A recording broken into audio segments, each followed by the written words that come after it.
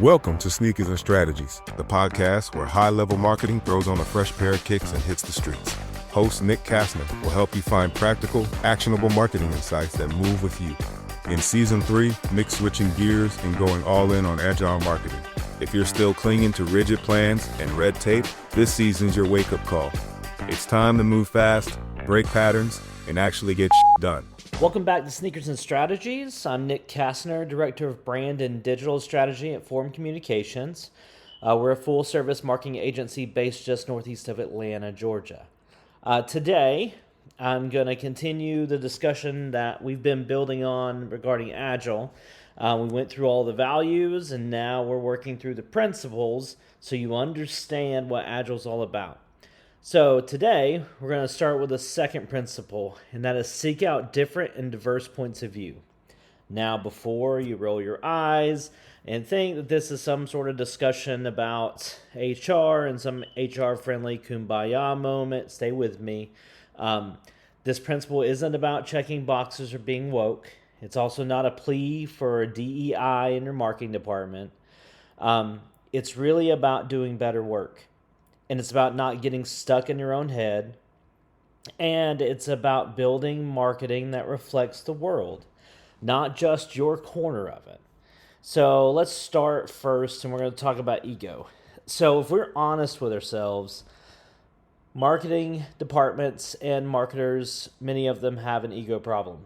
And some of you are nodding your head right now because you've worked with your marketing department, you are in your marketing department, you've worked with an agency, you know that some people have big egos. We fall in love with our own ideas. I mean, that's simply true. We gatekeep the brainstorming sessions, dictating what ideas are good and which ones aren't. We can polish our presentations and slide decks until we basically remove all the weirdness, and therefore they lose all their life. Agile really is meant to blow all of that up.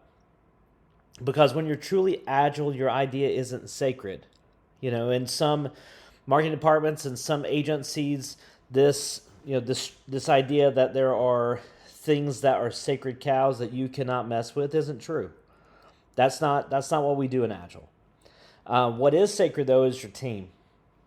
Because Agile really is about saying, hey, you might be wrong, so let's invite someone else in and let them challenge us. And if that makes you squirm a little bit, that's good. That means you're growing already. So this is all really because diversity of thought matters. When we talk about diverse points of view, it's easy to reduce it to race or gender. And while those things are important, this is more focused on points of view. So when I say diversity, it's meant for you to think background or skill set or role in the company or experience outside of marketing. Even just personality. Introverts and extroverts think differently. Or we can get into other things like Enneagram types, which we do at Forum. Every one of those things brings a new lens to the work. So when you design in a vacuum, so let's say your creative team all came from the same portfolio school. They all graduated from Creative Circus or UGA or Savannah College of Art and Design. Or your marketing teams all have the same backgrounds. So they all graduated from the same school or went to the same, or all work for the same company. And you've all moved with companies, moved companies together. You actually lose some of that friction that sharpens the message. So you would lose the tension that actually connects with real customers. So Agile welcomes that. Like, we want that friction. We want some diversity of ideas because Agile teams are really built to absorb it, respond to it, and grow stronger because of it. And part of it's because it's Agile, right? Like, we can exercise on 3 different ideas, and they can all be very different to see which one works. So to do that, though, you have to invite more people into the circle. So here's the hard truth of that. If the same 5 people are in every single brainstorm that you have, you're in a loop. Or if the same 5 people are the only ones that speak up in a brainstorm, you're in a loop. And so these ideas of loops, right, this idea that you're constantly getting the same feedback over and over, that doesn't create breakthrough. You're actually it's like an echo chamber.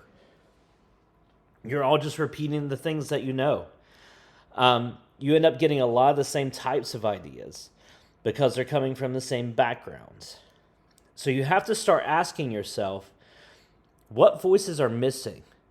And who do we never hear from until like right before the campaign launches? Who talks the least? And why do they talk the least?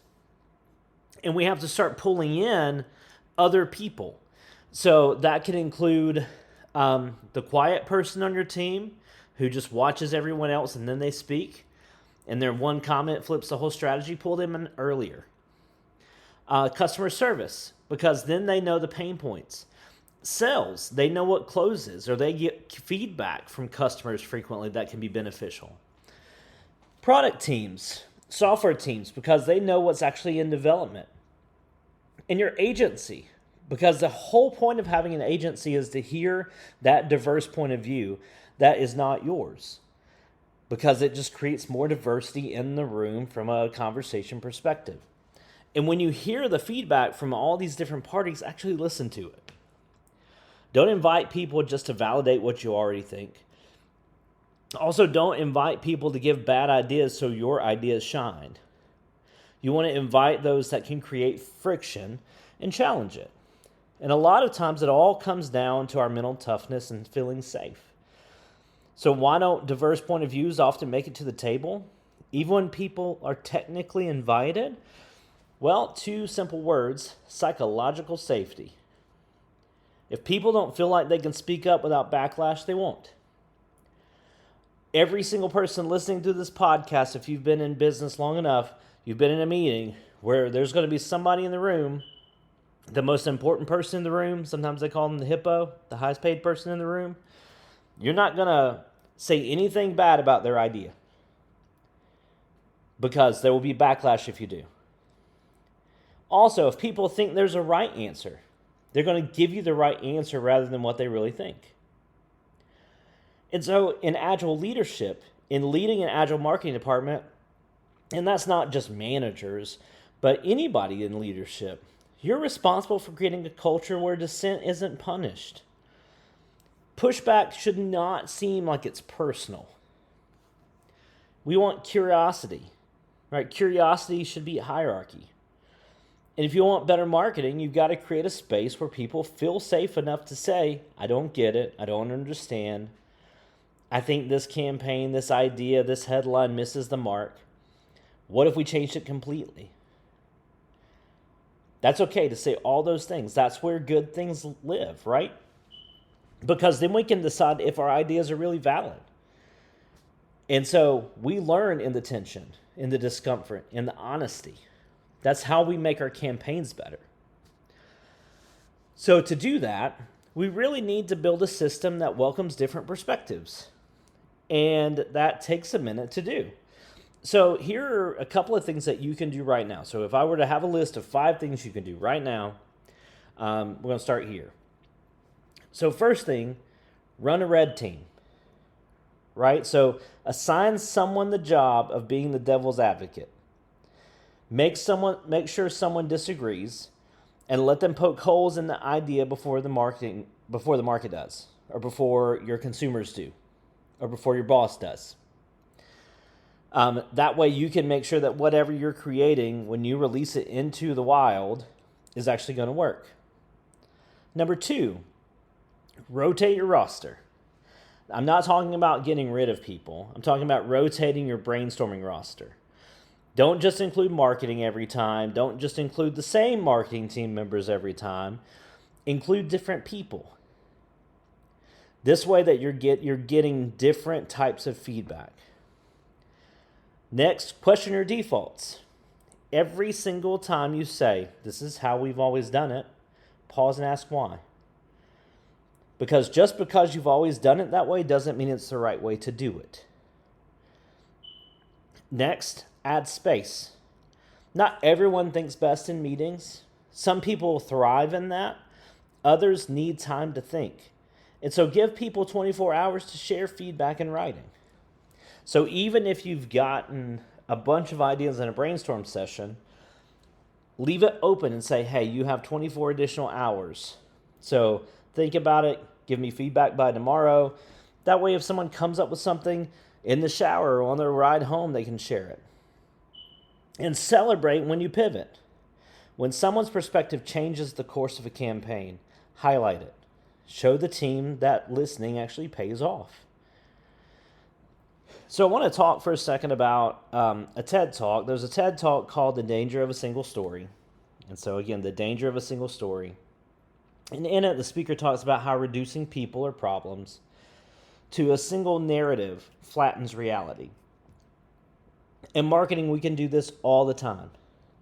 We say the customer when there are 10 different types of customers. We design for a persona who doesn't actually exist.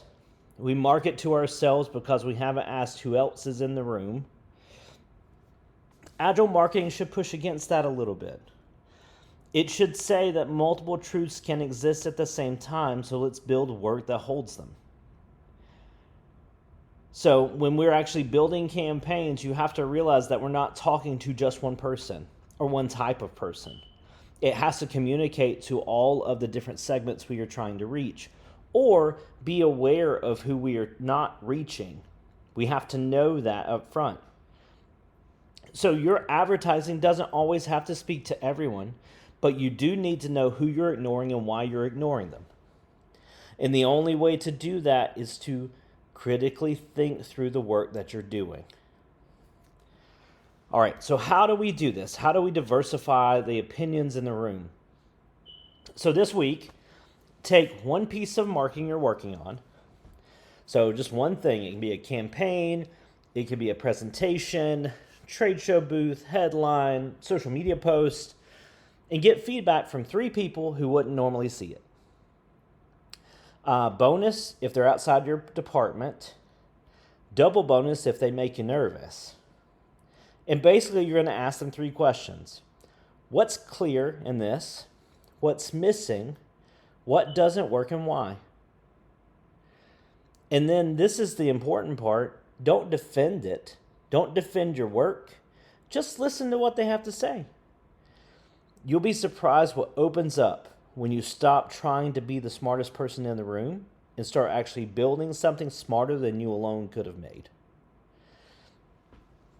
So, to close that idea up, diverse perspectives don't just make our work better, they make our team better. They make our marketing better. They make all the things that we do better.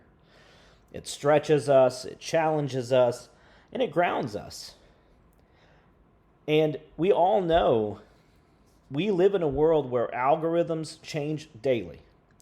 Artificial intelligence is providing the response something is right. And attention spans evaporate on contact. But building honest, inclusive, adaptive marketing, agile marketing isn't a luxury, it's a requirement. And that's really what today's principle is all about. Diversity. So before we wrap today, I do have some exciting things planned for season 4 already.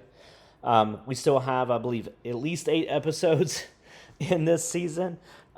We may have another bonus episode or 2 with all the things happening in marketing right now.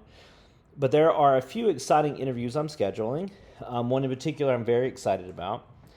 And I'll be discussing the release of a book I've been working on since last year. It actually contains content that I've been working on collecting for 10 years now. So that's exciting. So lots of cool things coming up. Watch for more information on that as I get ready to share. So that's it for this week on Sneakers and Strategies. Next week, we're talking Principle 3, and that's about change and value, how responding to change creates and enhances customer value. Until then, this week, talk less, listen a little more, and invite someone new into the room. I'm Nick. See you next time.